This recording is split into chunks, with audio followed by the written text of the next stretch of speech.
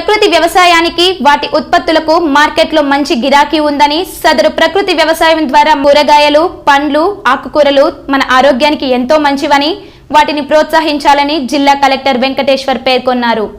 సోమవారం ఉదయం స్థానిక కలెక్టరేట్ ఆవరణం నందు ఏర్పాటు చేసిన ప్రకృతి వ్యవసాయ ఉత్పత్తుల అమ్మకాలను జిల్లా కలెక్టర్ సంబంధిత అధికారులతో కలిసి ప్రారంభించారు.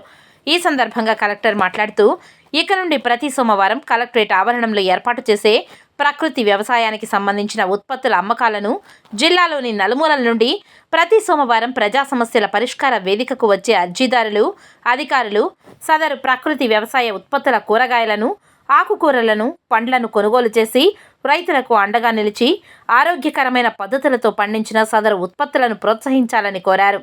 ప్రకృతి వ్యవసాయంలో హానికారక క్రిమి సంహారక మందులు వాడకుండా సేంద్రియ ఎరువులతో సాంప్రదాయ పద్ధతిలో వ్యవసాయం ద్వారా ఆరోగ్యకరమైన ఉత్పత్తులు పండిస్తారు.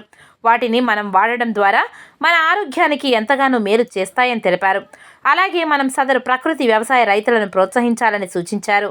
ఈ సందర్భంగా కలెక్టర్తో పాటు పలువురు అధికారులు సదరు కూరగాయలను, ఆకుకూరలను కొనుగోలు చేశారు.